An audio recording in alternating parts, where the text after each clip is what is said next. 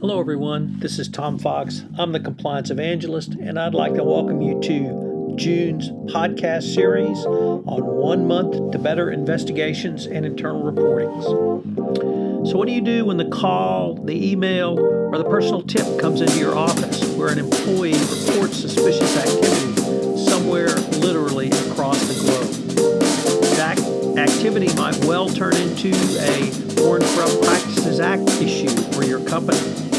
In today's climate, it can turn into issues under lots of different anti-corruption jurisdictions. The Brazilian Clean Companies Act, the UK Bribery Act, or even domestic anti-corruption laws, such as brought GSK to bear in China.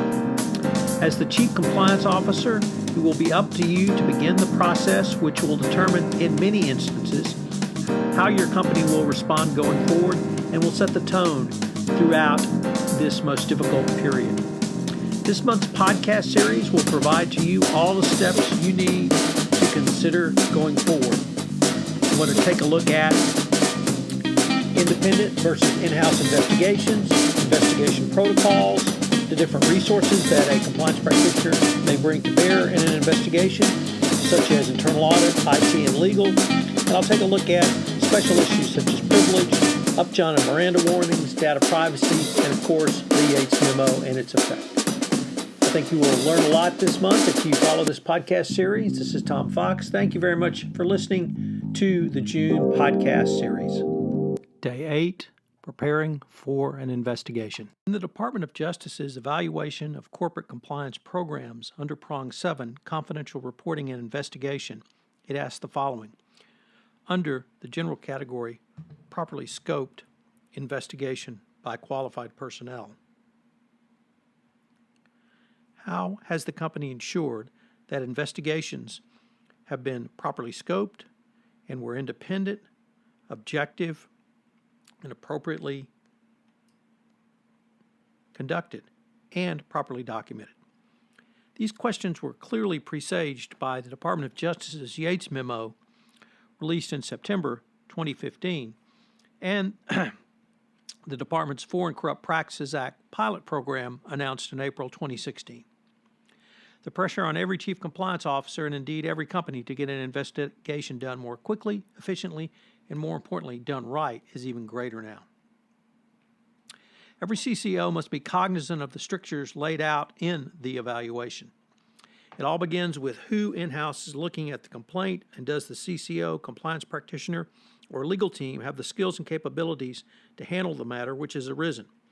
Obviously, if there are esoteric accounting issues or significant internal control workarounds and overrides, a CCO may not have these skills to really understand all of the issues. Similarly, if the matter is a global FCPA or equivalent bribery and corruption matter, you may not have the skills or capabilities to do an investigation that would take place in Russia or China, or you name the country. All of this ties into how the government will view an investigation, particularly if a company does not have the skills and capabilities necessary to analyze the allegation, or if the allegation is serious enough where they believe an independent investigation rather than an internal investigation really needs to be done. Moreover, if the allegations or the investigation are going to be subject to regulatory scrutiny, one of the benefits of having an outside independent investigation is that simply the independence.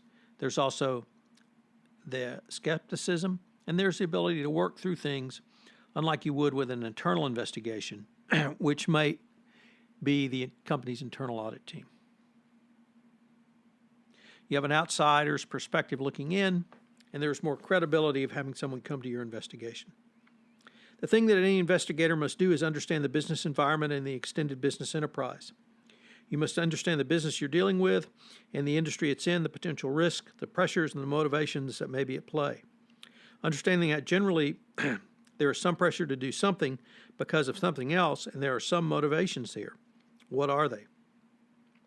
Such an initial understanding can help you formulate a comprehensive set of internal controls that might be placed in place, or indeed were lacking, or that were not properly designed, or indeed, even worse, were overridden. The next step is to quickly and thoroughly analyze the underlying facts and circumstances when it comes to the issues at hand. Number one issue is the credibility of the complainant. This is more than simply looking at the complainant. You should ask, it's important to know, rather, how the allegations of wrongdoing came to light and the seriousness of the issues involved. You should ask such questions as, what are people saying, or what is the individual saying that happened? You know the background of the complaint, or you should know the background of the complainant if it's known. How long have they been with the organization? Are they credible? Have they complained before? Was this a whistleblower or a tip? These are some of the questions you need to consider. At this early assessment, you should also consider the possible legal and financial impact of the allegations. If you determine it is serious at this early juncture, you can always consider your internal crisis management team, and if your organization does not have one, I would certainly suggest you consider retaining such an expert. Crisis management does not necessarily mean a crisis has happened. It means that if, in fact, you are in crisis mode, you can consider how it impacts the company and what your response is going to be. Many organizations don't have an appropriate crisis management plan, so if something goes bad, organizations are kind of struggling ad hoc and on the fly, putting the pieces together. Both communications and collaboration are critical even at this early stage. You should ask a series of questions about what issues are on the table and who is impacted by them. Is it the company's auditors or some other corporate function? Have you considered third parties and contracted entities in the calculus by inquiring if they were key suppliers or are key suppliers and are going to be impacted by this investigation? A key supplier might get wind of this and may not want to do business with you anymore. Conversely, a key supplier could be a sole source supplier, so you may need to think about alternative arrangements. You should begin to consider these issues early on and continue to think about them as you're going through and doing your investigation. Document preservation is always a critical issue and one which government regulators will pay particular attention to both at this initial phase and throughout the investigation. You need to take steps to ensure that all data is locked down. This means getting up into the weeds on such issues as where your company's servers are located, what's your backup situation, do you have handheld devices secured, are the organization's instant and text messages tied down. If you do not take such steps, you may well find yourself in a situation where information is lost or there's a possibility or suspicion that the information is lost. Unfortunately, that's a situation that leads to prosecutors' imaginations going wild. Basically, you need to have the information locked down so that if the government wants to come in and perform an independent test your hypothesis, or even pressure test part of your investigation, you can provide them that information. The next step is to collect the documents forensically and use the information gleaned from the steps to do lay of the land interviews, where you try to get enough information to basically understand the situation. Who are the key players? Who may be involved in the incident? You can also garner quite a bit of information working with your client before the actual interviews begin. Look at organizational charts, see the number of employees who could have touched the transaction at issue, and the countries involved. Also review the company's financial accounting systems. It is critical so you can assess how much may have to be done manually, how much in country. And here you need think no further than Avon, where basically the entire worlds of the company's financial statements had to be reviewed manually. So what are today's 3 key takeaways? First of all, always remember your ultimate audience, the government. Now, in any internal investigation, you're going to have multiple audiences. You're going to have the person that you're reporting directly to. That could be senior management. That could be the general counsel. That could be the chief compliance officer.